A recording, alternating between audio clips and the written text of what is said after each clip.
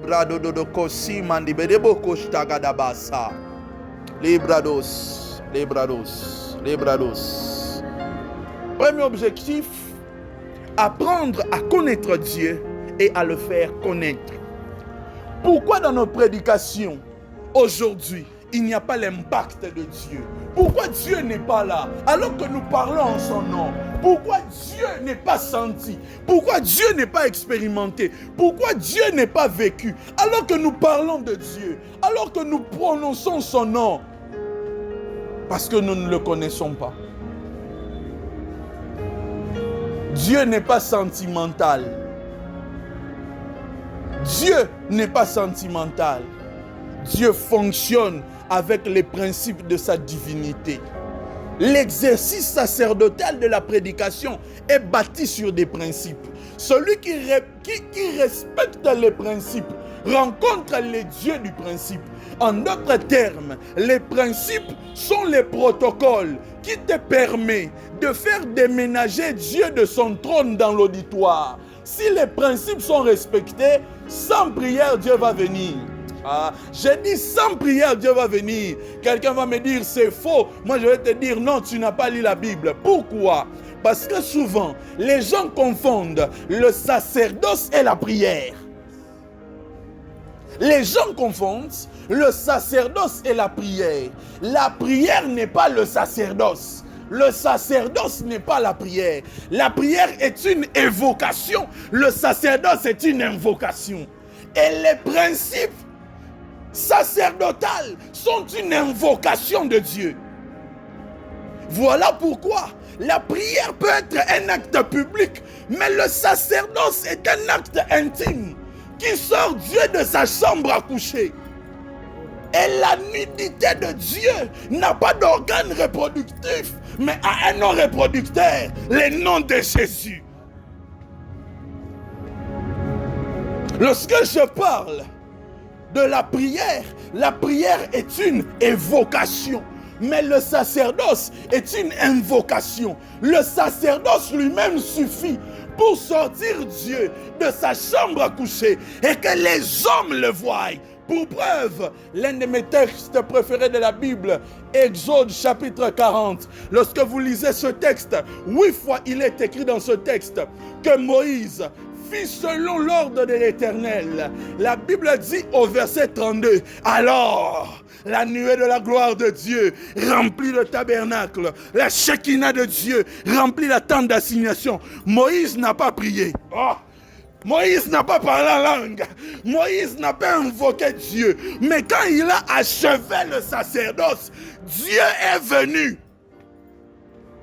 Vous pouvez avoir des beaux cultes, des beaux instruments, des beaux habits, un modérateur parlant bien français, un prédicateur venant de Louvain. Si le sacerdoce n'est pas respecté, Dieu ne viendra pas. Connaître Dieu, c'est opérer dans le sacerdoce. Et je vais même choquer quelqu'un. Un peu de typologie ce soir. Lorsque Christ naît, on lui donne 3 cadeaux. L'encens, la myrrhe et quoi?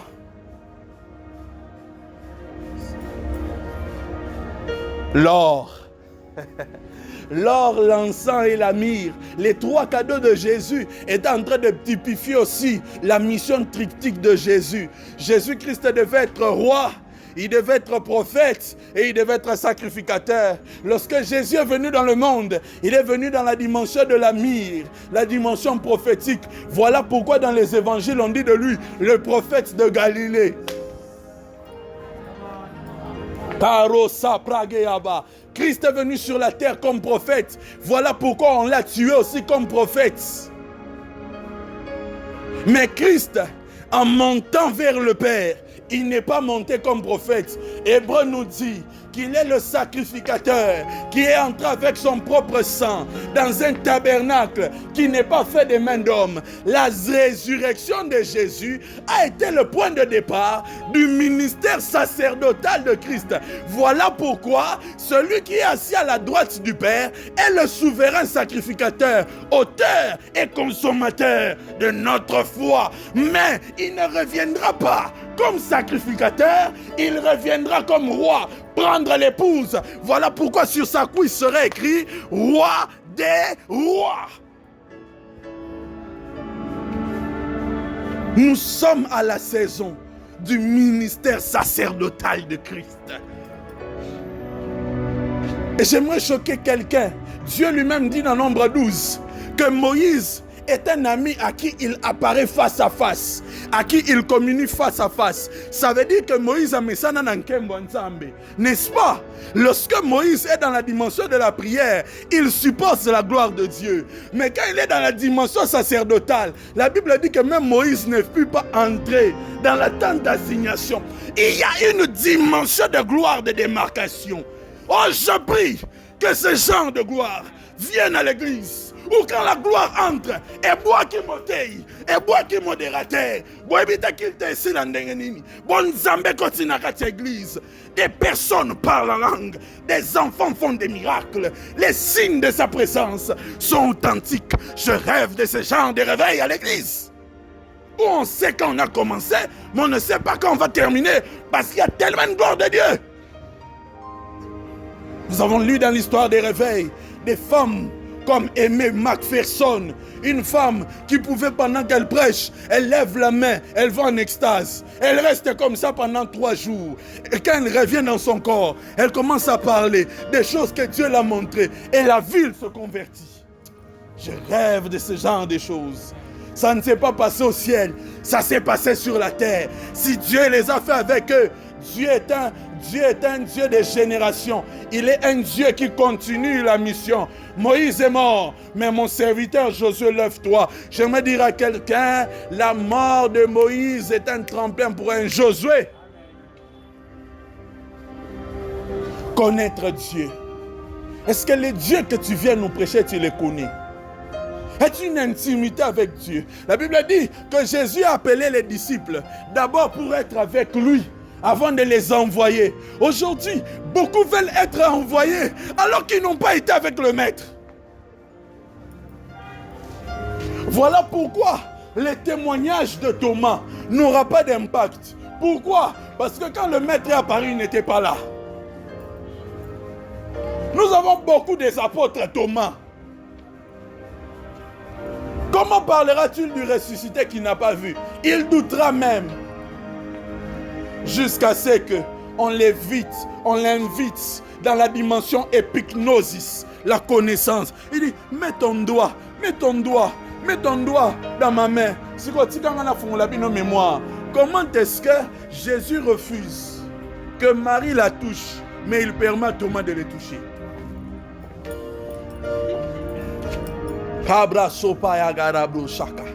Comment Jésus refuse à la résurrection que Marie la touche, mais il accepte que Thomas le touche? Parce que quand Jésus est ressuscité, il est encore sur terre. Il n'est pas monté vers le Père pour montrer le sang et demander à l'Esprit de les remplacer. Marie, si tu me touches, tu me toucheras par sentiment. Dieu ne fonctionne pas avec les sentiments, Dieu fonctionne avec les principes. Pourquoi la gloire de Dieu est absente de nos réunions, malgré que la modératrice parle en langue? Parce que Dieu n'est pas dans les parler en langue, Dieu est dans ses principes. Tu peux parler en langue même comme Catherine Kuhlman. Si tu ne respectes pas le sacerdoce, Dieu ne viendra pas. Connaître Dieu et le faire connaître. C'est ça Colossiens 2, 2 à 4. Connaître Christ et le faire connaître. Comment parler de celui que je ne connais pas? Comment parler de celui que je ne connais pas? Je peux mieux vous parler de mon père que de parler du président de la République. Pourquoi? Le président de la République, je le vois à la télé. J'ai une connaissance numérique de lui. Mais mon père à la maison, il m'a vu grandir, il m'a élevé, il m'a aidé à faire mes premiers pas. Lorsque j'ai titubé, il m'a entretenu. Lorsque je n'avais pas de quoi manger, il m'a nourri. Lorsque j'étais sale, il m'a lavé. Quand je viens te parler de mon Père, je n'ai pas besoin d'un livre. Je n'ai pas besoin de regarder ou de lire son histoire. Je le connais. Voilà pourquoi bakola neti biso na commune oyo kure kendaka ato sara na libanda eke kure zake na molili ya 19h mwinda ya sanza otali na musuro bi wana papa mtazoya okimi molili eza oyebi keza papa ndenge nini na mesana tellement na papa kata na molili misu na nga eza entraîné eyebake wana papa mtazoya ndenge nini olingi oteya biso nzambe oyo oyebi te. Olingo te abiso bonzambe oyo vivaka te. Likambalité eza likamba wa courage te, eza likamba koyeba nzambe. Voilà pourquoi des gens ont des thèmes astronomiques, des thèmes magnifiques, mais vides de Dieu. Bazana ba impresario.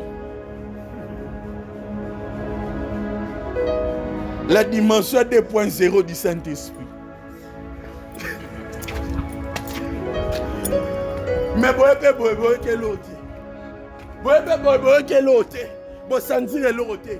comment tu peux parler du Saint-Esprit et on ne sent rien, on ne le voit pas. Il y a des gens qui ont des gens qui ont pili pili. Il y a des gens parle-nous de Jésus. Parle-nous de celui que tu as expérimenté. Lorsque David est en train de dire, l'Éternel est mon berger, je ne manquerai de rien. C'est parce que lui-même a été berger, il connaît la réalité avec laquelle le berger vit avec la brebis et il a remarqué que dans sa vie, Dieu était un berger. Même quand son père n'avait pas de quoi le nourrir et l'estimer, Dieu est dans le ciel. Aïe, Dieu est dans le ciel.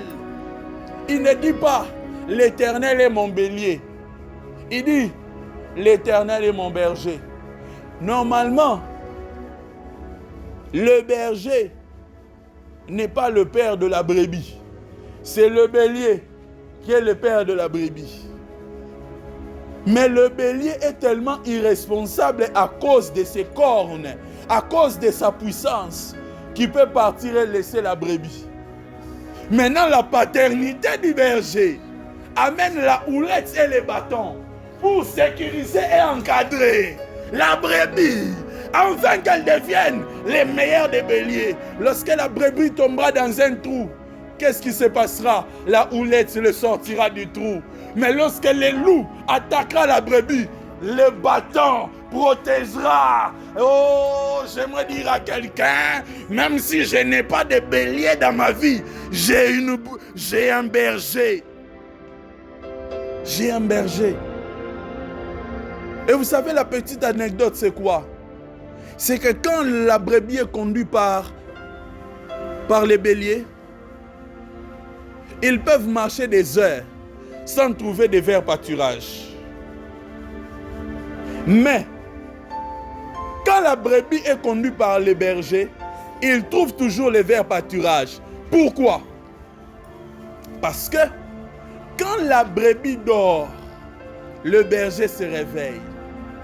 Il laisse son sac et la houlette à côté de la brebis pour qu'elle sente la présence et l'odeur du berger. Mais il sort avec le bâton pour chasser les loups de la prairie qui sont venus boire. Et après avoir chassé les loups, il a défini une zone de sécurité. Il revient et il dort. Le matin, quand il se lève, la brebis pense que j'ai dormi toute la nuit avec le berger. Alors qu'à l'aurore, le berger m'avait précédé. Quand on se réveille, pour la brebis, mais pour le berger,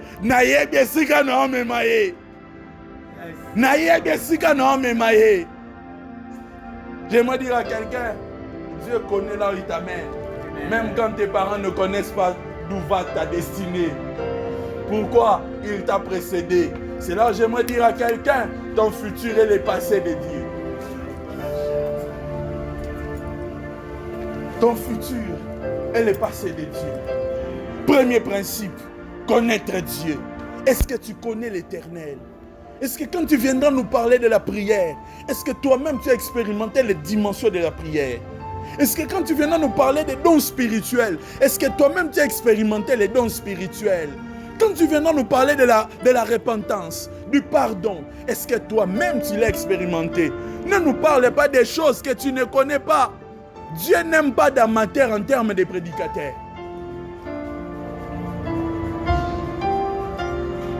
Alléluia. Prêche-nous les choses que tu as expérimentées. Prêche-nous les choses que tu as vécues dans la présence de Dieu. C'est ça le premier principe. Connaître Dieu et le faire connaître. J'ai dit dans le manuel, j'ai dit, ne te contente jamais d'avoir des connaissances au sujet de Dieu. Que la plus grande ambition de ta vie soit de connaître et d'aimer réellement Dieu qui t'aime. Colossiens 2, le verset 2, c'est par là que nous terminons ce soir. Colossiens 2, le verset 2 à 4, la Bible dit, oh j'aime ça. Afin qu'ils aient le cœur rempli de consolation, qu'ils soient unis dans la charité et enrichis d'une pleine intelligence pour connaître les mystères de Dieu. Savoir Christ, mystère dans lesquels sont cachés tous les trésors de la sagesse et de la science. J'ai dit cela afin que personne ne vous trompe par des discours séduisants. Alléluia, alléluia, alléluia. J'ai dit cela afin que personne ne vous trompe par des discours séduisants. Les gens aujourd'hui sont trompés par des hérésies. Pourquoi? Parce qu'ils ne connaissent pas Dieu. Parce qu'ils ne connaissent pas la Bible. Ils ont la Bible comme un artifice de la foi et non comme une carte de la destinée avec Christ. La Bible est la carte qui nous indique là où nous allons avec Dieu.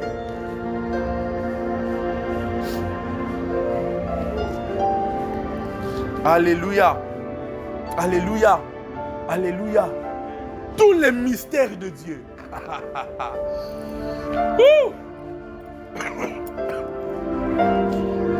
Attends, c'est l'apôtre majeur de l'église qui parle. Papa, il dit tous les mystères de Dieu. Hein? Nini, tous les mystères de Dieu.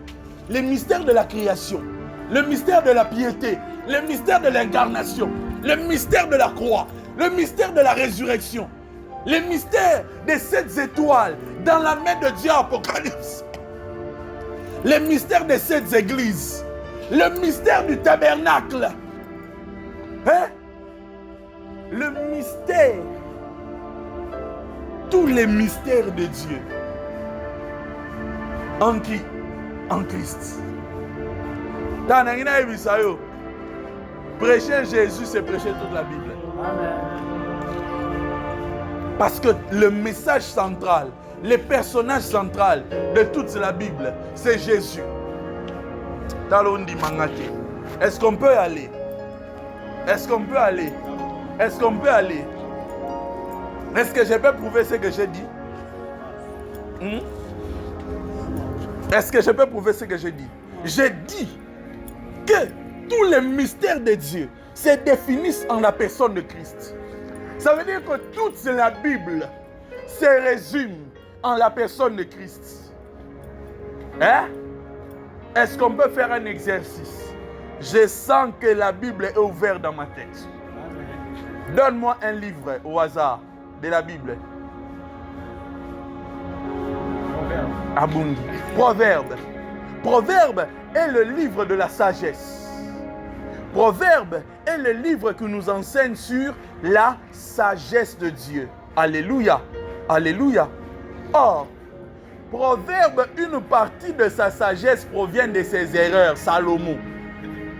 Mais Christ n'a fait aucune erreur, il est la sagesse. Proverbe nous expose les sagesses qu'il a reçues par l'expérience. Christ n'a pas besoin d'expérience pour nous communiquer la sagesse, parce que Ésaïe 11, 1 à 2 est en train de dire de lui qu'il est l'esprit de sagesse. Regardez ceci. Allons-y maintenant. Toute la Bible, ça nous fait 66 livres. Vrai ou faux? Vrai ou faux? Quel est le livre de la Bible qui a 66 passages? Kabateya. Ok, le livre de la Bible qui a 66 chapitres, c'est Ésaïe. Or, Ésaïe, c'est le livre du Fils. Oh, Jérémie, c'est le livre du Père. Voilà pourquoi on voit le jugement, la punition. Alléluia. Alléluia. Voilà pourquoi ainsi parle l'Éternel, c'est Ésaïe. C'est Jérémie. Mais lorsque nous venons à Ésaïe, Ésaïe, c'est le livre du Fils. Voilà pourquoi c'est l'un des rares du prophète de l'Ancien Testament qui a autant parlé sur les signes de la venue de Jésus, sur la mission de Jésus. Même le texte qui dit, il s'est levé comme une feuille de plante, c'est Ésaïe. Même le texte qui dit, qui a crié à notre prédication, c'est Ésaïe. Ésaïe est le prophète du Fils. Ézéchiel, c'est le prophète du Saint-Esprit. Dans Ézéchiel, nous voyons les extases, les opérations surnaturelles. Nous voyons la gloire de Dieu dans le temple, le Saint-Esprit aujourd'hui dans l'église. Et Daniel, c'est le livre du chrétien qui est normalement juif, mais doit vivre face à l'hostilité de Babylone. Et il domine Babylone. Or, n'est-il pas écrit dans le livre des Jean, qui curieusement est aussi le 4e évangile, que vous êtes dans ce monde, mais que vous n'êtes pas de ce monde. Toute la Bible parle de Jésus. Toute la Bible, de Matthieu 1, de Genèse 1 à Apocalypse 22, Jésus-Christ dans toutes les Écritures. Il n'y a pas un seul passage de la Bible qui saute Jésus. Tout nous ramène à Jésus. Il est l'épicentre de la Bible. Il est le point focal de notre Bible. Jésus est le contenu de notre foi. Ah, si j'étais au Nigeria, j'ai dit à quelqu'un, Jésus est le contenu de notre foi. Pour preuve, si la vie chrétienne était une phrase, Jésus en est le verbe. Aïe, aïe, aïe, aïe, aïe, aïe, aïe, aïe, aïe, aïe, aïe, aïe, aïe. Si la vie chrétienne était une phrase, Jésus en est le verbe. Pourquoi? Parce que même sans complément, il y a le verbe pronominal. La particularité des verbes pronominal, c'est le verbe qui cache en eux l'action du sujet. Donc même sans sujet, ce verbe-là peut lui-même créer une phrase. Ah! Jésus, est-ce que tu le connais? C'est par là que nous terminons. J'aimerais inviter quelqu'un à dire, Seigneur, je veux te connaître. Seigneur, je veux te connaître. Seigneur, je veux te connaître. Seigneur,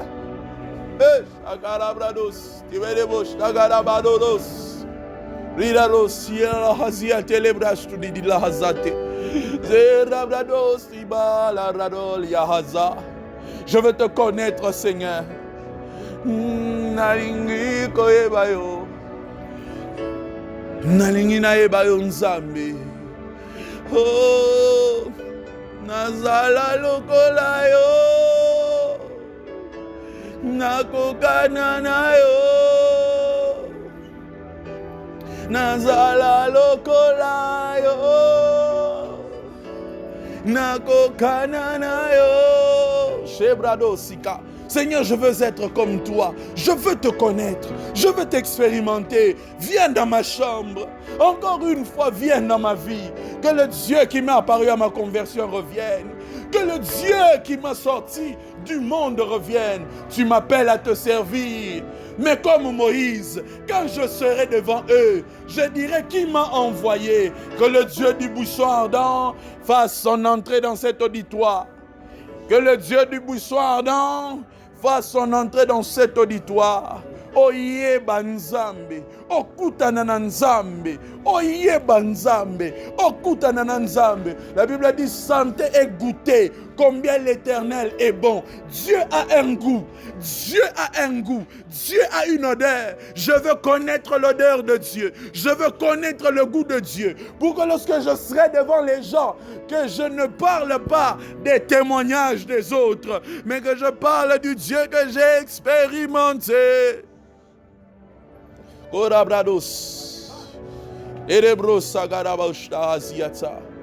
Montez en langue, saturez ce lieu, saturez ce lieu, saturez ce lieu, montez en langue.